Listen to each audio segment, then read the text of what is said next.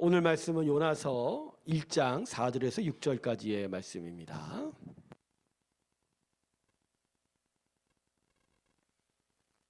요나서 1장 4절에서 6절 사이의 말씀입니다.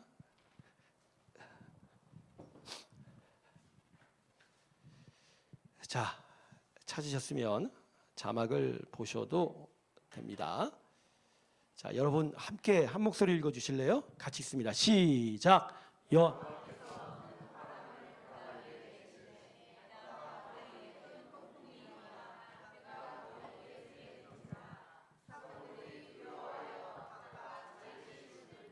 또 배를 가볍게 하려고 그 가운데 물건들을 바다에 던지니라. 그러나 요나는 배 밑층에 누려가서 누워 깊이 잠이 들지라. 자는 자여 어찌함이냐. 일어나서 혹시 하나님이 우리를 생각하사 은하제 하리시리라 하니라. 아멘. 자, 오늘 말씀 요나서죠. 다시스로 향하여 가는 배 안에 탄 요나의 모습을 기록하고 있습니다. 니느웨로 가서 하나님의 회개의 말씀을 전하라고 했더니 거부하고 하나님의 낯빛을 피해서 다시스로 가는, 니느웨하고 정반대인 서편을 향하는 배에 올라탔던 요나였습니다. 근데 문제가 발생했죠. 본문 4절을 보면 거센 풍랑이 일어났다고 합니다. 요나가 탄 배가 그래서 깨지게 되었다. 그러니까 물에 잠기게 되었다. 두 동강이 날 뻔한 위기 가운데 지금 요나가 탄 배가 처해 있는 것이죠. 배 선원들이 안간힘을 썼습니다. 어떻게든지 배를 살려보려고. 본문 5절을 보면요, 선원들이 배를 가볍게 하려고 배 안에 있는 모든 짐을 다 바다에 던졌다고 합니다. 그리고 심지어는 자기들이 각자 믿은 신들, 그 우상들에게 우리를 구원하소서, 우리를 구해주소서라고 저마다 소리치고 있었다라고 기록합니다. 그런데 이 풍랑 때문에 배에 탄 모든 사람이 난리가 난 것과는 달리 요나는 지금 어떻게 하고 있어요?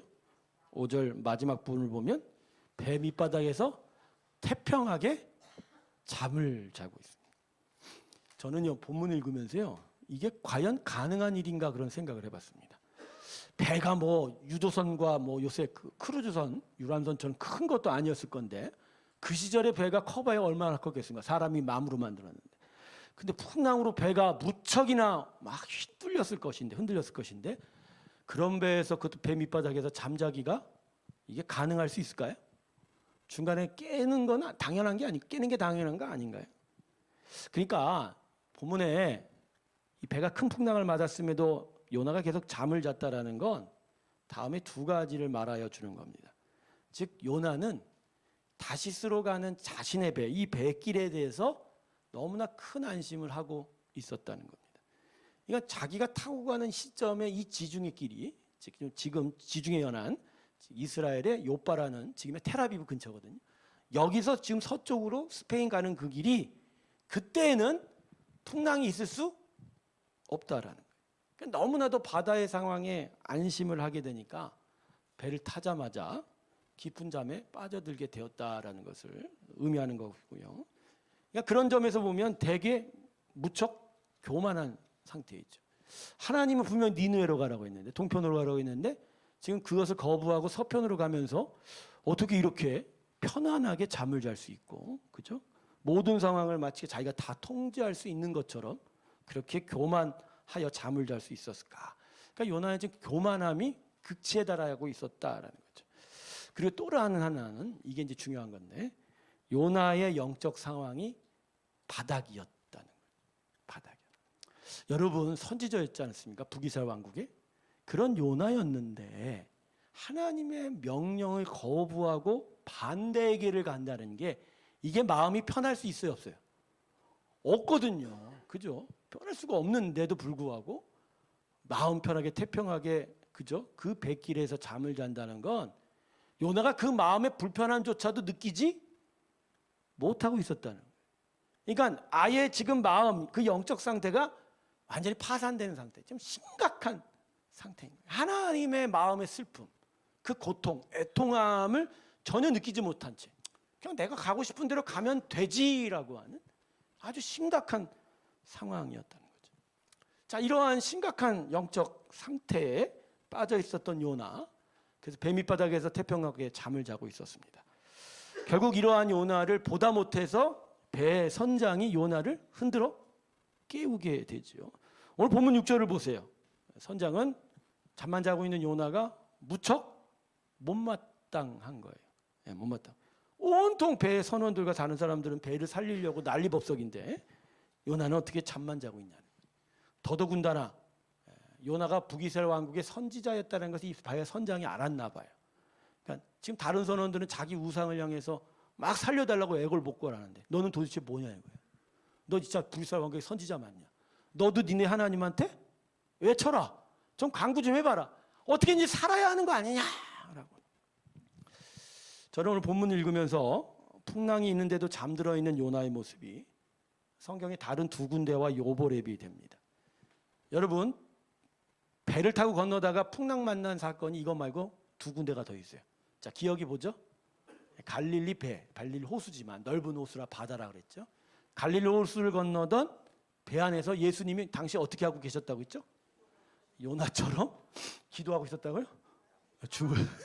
주무시고 있었습니다. 주무시고 있었습니다. 예. 우리 예수님은 분명히 기도하셔야 되는데 어찌 보면 이 사건은 엉뚱하게도 자고 계셨어요. 예. 하지만 예수님은 요나와 같은 사람이 아니죠. 사람으로 오셨지만 그 본체는 하나님이시라. 그저 모든 풍랑과 바람을 잠잠하게 하실 전능한 하나님이셨다라는 거죠. 오히려 잠을 든 건 제자들에게 또 다른 뜻이 있었다는 것이죠. 제자들이 그 배에 탄 예수님을 의지를 하고 있느냐 없느냐 그것을 시험하고자 잠이 들어 계셨던 것이고 결국 그 위기 속에 예수님이 일어나셔서 단박에 흔들리는 호수의 바람과 파도를 잠재우셨다. 하지만 요나는 아니죠. 요나는 자면 돼요, 안 돼요? 안 되죠. 오히려 하나님의 뜻을 세상에 알려줘야 되는 선지자로서 이 위기의 시기 안에 진짜 하나님을 향해서 기도했어야 되는 게 마땅한 거 아닌가요? 자, 그런 점에서 또 다른 풍랑을 맞은 배 안의 사람은 그와 같은 모습을 보였습니다. 사도행전을 보면 사도 바울이 이스라엘에서 로마로 가는 길에 바다에서 큰 태풍을 만납니다. 근데 그 태풍의 이름을 성경은 아주 구체적으로 기록합니다. 뭐라는 태풍이라고요? 유라굴로라는 태풍. 다 알고 계십니다. 근데 여기서 사도 바울이 요나와 다른 모습이죠. 깨어 있었습니다. 깨어 기도하였고 이 배의 길에 대한 하나님의 마음과 뜻을 확신하면서 오히려 그 뜻을 선원들에게 전하여 그들이 용기를 갖고 위로를 가질 수 있게 됐죠. 그렇죠? 배는 깨지고 다 모든 짐은 버려도 너희는 끝내 살리라. 살리라. 그래서 보통 보름간 이상 이 풍랑을 맞아 고생했던 것 같은데 끝내 배에 탄 모든 사람은 목숨을 다 구할 수 있게 돼요. 요나가 풍랑 맞은 이 배 안에서 마땅히 해야 할 일이 뭐죠? 이 모습인 거예요. 깨어 있었어야 돼요. 그리고 기도했어야 돼요. 그리고 그 배의 선원들을 향해서 하나님의 그 모든 풍랑과 바람의 주인이신 하나님의 마음을 알려 주었어야 돼요. 근데 잠만 자고 있는 거예요. 자신이 가는 길에 대해서 교만한 마음을 품고 하나님의 마음이 어떤지 전혀 헤아릴 수 없는 파산된 그 영적 심각한 상태로 잠만 자고 있었어요. 한마디로 오늘 요나의 모습은요, 하나님께서 주신 세상을 향하여 권세와 그 능력 주신 걸 잃어버린 채, 그렇죠? 아무런 반응도 할 수 없는, 마치 이전 사사기 시대에 능력의 근원인 머리털이 깎인 채 다곤 신전이 기둥에 묶여서 블레셋의 놀림감으로 전락한 비참한 삼손의 모습이 이 요나의 모습인 거죠. 결국 요나 어떻게 됐어요? 예, 비극적인 결과, 비참한 결과. 그 배 선원들에 의해서 이 풍랑이 누구 때문이라고 지목받게 돼요? 요나 때문에. 그래서 다른 선원들이 요나를 바다에다 던져버리려고 했지만 마지막엔 지 자존심이 있어서 냅다 내가 알아서 뛰어내릴게 해서 자진해서 바다에 빠지게 되는, 참 비참한 말로. 하지만 결국 하나님께서 큰 물고기를 준비하셔서 구해주시고 니느웨 가서 결국 말씀을 전하게 하신 것으로 요나의 말씀은 이제 마무리가 되어 가는데, 저는 오늘 이 말씀을 통해서 우리가 어떠한 자세와 모습이 필요한지에 대해서 여러분 이미 이 말씀을 통해서 다 짐작하실 겁니다. 여러분, 우리의 세상은 강풍이 언제나 몰아칠 수밖에 없는 거센 파도와 같은 곳이라고 말할 수 있을 겁니다. 지난 한 주간의 저의 모든 관심은 지금 이스라엘 땅에 묻혀져 있었어요. 이스라엘의 그 당했던 그 비참한 상황과 또 그것을 공격한 하마스, 또 그 둘 사이에 계속 심화가 되는 깊은 감정과 불신의 곳, 또 그 주변을 둘러싼 중동 여러 나라들의 전쟁의 분위기 같은 것들을 바라보면서 안타까운 거죠. 여러분, 이 사건은요, 누가 잘했다고 말할 수가 없어요. 세계 1차 대전 이후로 꼬여버린 역사의 방향. 물론 그 이전의 시대로 가면 더더욱 꼬여 있어요. 여러분 아시죠? 제가 창세기 요새 영상 강의 하는 거 보시면 알지만 팔레스타인이 누구냐면요, 가나안 사람들이에요. 즉 예전에 가나안 족속을 얘기하는 거예요. 즉 블레셋 족속이 팔레스타인이에요. 팔레스타인의 원어가 블레셋이에요. 그러니까 다윗 시대, 사울 시대에 이스라엘과 피 터지게 싸웠던 애들이 누구라고요? 블레셋. 근데 그 블레셋이 누구 소생이라고요? 거슬러 올라가면 아브라함이에요. 아브라함이 다 아버지예요. 아브라함이 첫 번째 아들이 누구예요? 이스마엘. 그 두 번째가 이삭이고. 그래서 이스라엘은 이삭의 혈통으로 나가지만 유럽, 아랍의 조상들은 누구 때문에 조상? 이스마엘. 그리고요, 나중에 사라가 죽고 나서도 아브라함이 첩을 얻어요. 거기서 또 많은 아들들을 얻어요. 그것들이 다 지금 중동의 여러 민족을 알려져 있는 거예요. 네, 시작은 아브라함이에요. 근데 그 역사 속에서 꼬여 있는 거예요. 그 현실 정치로 보면 세계 1차 대전 이후로 영국의 잘못된 약속으로 인해서 이스라엘이 팔레스타인 땅에 들어올 수밖에 없고, 세계 열강의 도움을 받은 이스라엘 때문에 팔레스타인은 쫓겨날 수밖에 없고, 이 원한들이 무슬림의 이제 여러 종교 원리주의와 또 기독교라는 전쟁, 종교 여러 가지 것들이 붙여서 지금 뭐라 말할 수가 없는. 여러분, 결국 이 현대 정치에서 가장 어려운 위험한 하악과가 어디예요? 중동입니다. 이것들이 우리 모든 삶에 지금 불똥을 튀기고 있지 않습니까? 여러분, 전쟁 나기 시작하면 유류값 올라갑니다. 이제 미국 세일 석유값이 높아져 있다고 해서 조금 안정이 될 수는 있겠지만 말입니다. 지금 우크라이나 전쟁이 일어나죠. 러시아의 러시아의 LPG하고 이 석유를 어떻게 할까 고민 중인 상황에서 중동의 석유의 길이 수출이 막히기 시작하면요, 석유를 온전히 수입해야 될 한국 입장에서는 어떻게 합니까? 이거 정말 힘든 상황. 지금 전 세계 곳곳에서 터져 있는 이 전쟁과 이 불화와 갈등들이 우리 삶에 직접적으로 영향을 미치고, 이것들이 모든 경제 활동에 영향을 미치고, 그것들이 그저 시장에서 장만 볼 수밖에 없는 우리의 소규모적인 소시민적인 삶에도 불똥을 튀기게 된다. 자, 이렇게 세상은 광풍이 몰아치는 거센 파도가 가득한 세상이다. 그런데 이 세상 속에서 우리는 지금 어떠한 모습으로 살아가고 있냐라는 거예요. 저는 오늘 이 본문 말씀을 듣고 직설적으로 물어봅니다. 우리는 요나와 같이 잠을 자고만 있습니까? 아니면 반대로 바울과 같이, 사도 바울과 같이 깨어 하나님께 기도하는 자요, 그래서 하나님의 위로를 세상에 전하는 자의 모습으로 살아가고 있냐. 오늘 본문 말씀 중에 가장 충격적으로 읽히는 부분이 어느 부분이에요, 여러분? 배에 탄 선원들이 배 살리려고 짐을 바다에 던지는 가운데 각자의 신들에게 소리쳐 살려달라고 외쳤던 부분이에요. 저들도요, 위험하고 위기가 달려오면 무엇을 믿던 간에 막 살려달라고 외치면서 간절히 기도하고 있는데, 하나님의 선지자라고 하는 북이스라엘 왕국의 선지자 요나 씨는 뭐하고 있냐는 거예요. 뭐하고 있냐? 잠만 자고 있냐? 여러분, 우리는 지금 잠자고 있습니까? 아니면 깨어 기도하고 있습니까? 혹시 여러분 카톡으로 이스라엘을 위해서, 그 중동을 위해서 기도하자는 기도 제목들 받은 적이 있으세요? 네, 받는 분들이 아마 소수일 거예요. 네, 이거 아무 일도 아닌 것 같이 생각이. 아니에요, 여러분. 기도하셔야 합니다. 네, 기도해야 마땅합니다. 여러분, 이 전쟁은 사람들이 일으켰으나 그러나 그 주관은 누가 하고 계세요? 하나님의 통치 안에 있을 겁니다. 그래서 하나님의 뜻을 알기를 기도하고 하나님의 마음을 깨달아야 되고 또 그 마음들이 우리를 통해서 어떻게 드러날지를 우리가 깨닫고 또 그것을 위해서 집중적으로 기도할 때 우리는 이 땅에 그나마 전쟁을 조금이라도 막아낼 수 있게 될 것입니다. 예수의 사람은 그런 거예요.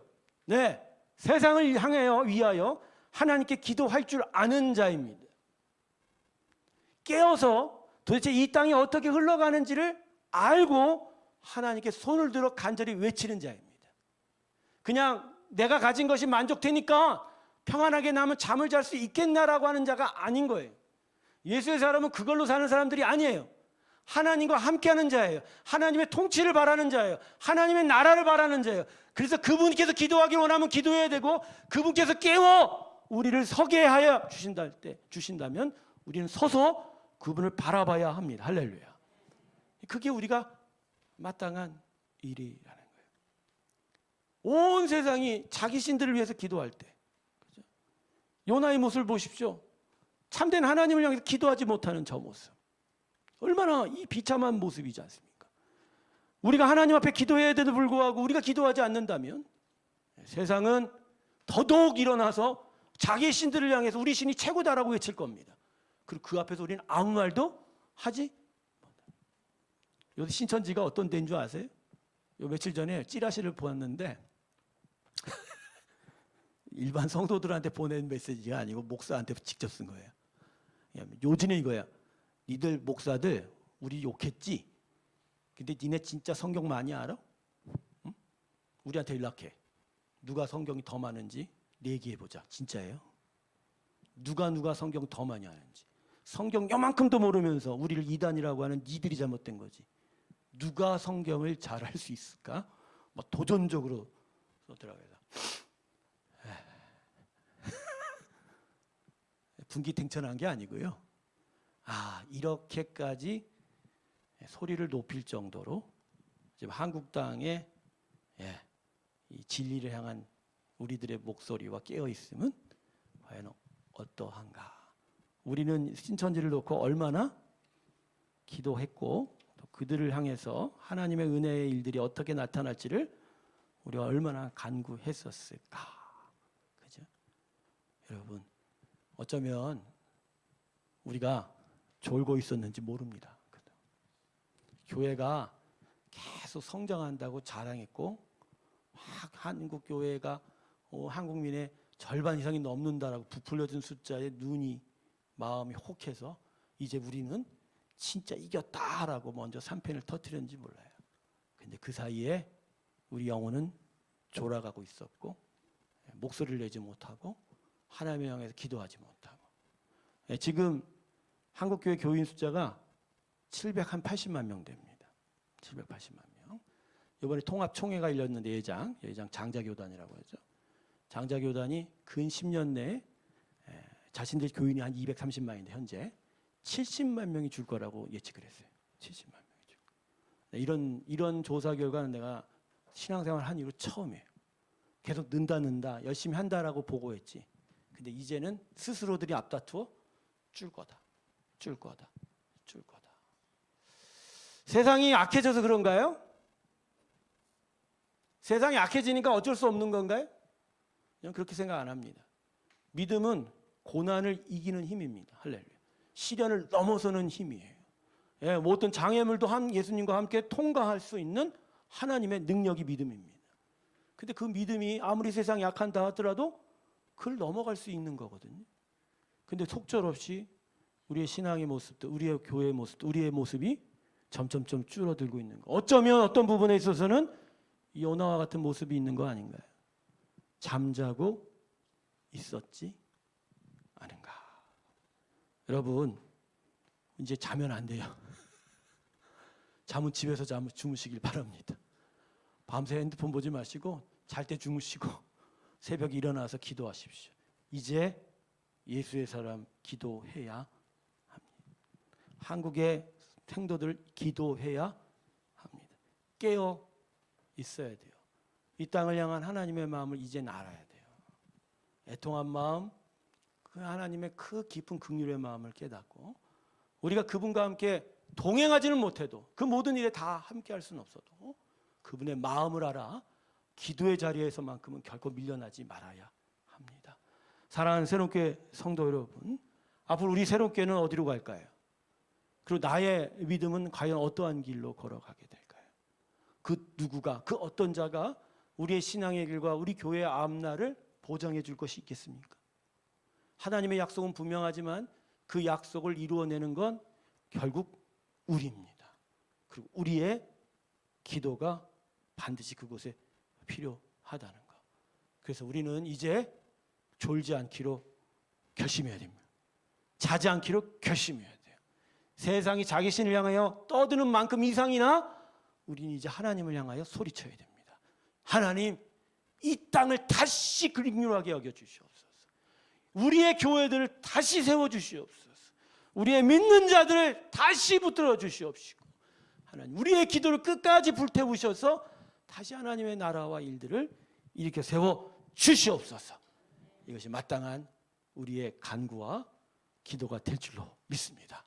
전 그래서 이 금요 예배가 우리 새로운 교회 성도들의 기도가 불태워지는 그 시작점이 되기를 원합니다. 먼저 나온 자들이 오늘은 누구 나왔는지 보지 마세요. 보지 마세요. 내가 오늘 기도에 태워지리라 라고 외치세요. 그래서 내가 먼저 태워지고 내가 밝히 태워진다면 하나님이 거기에 또 태우시려고 또 다른 성도들을 데려오시고 기도가 계속 불붙어 갈 줄로 믿습니다. 이 믿음으로 오늘 우리 같이 기도합시다. 기도하면서 우리 첫 번째, 하나님 나를 깨워주시고 교회를 깨워주시고 우리 모두를 깨우셔서 이 땅이 하나님의 나라로 다시 회복이 될 수 있도록 주님 인도해달라고 기도했으면 좋겠어요. 우리 첫 번째 기도 제목, 하나님 나를 깨워달라고 우리 하나님께 조용히 기도하면서 내가 졸지는 않았는지, 그동안 시들시들한 건 아닌지,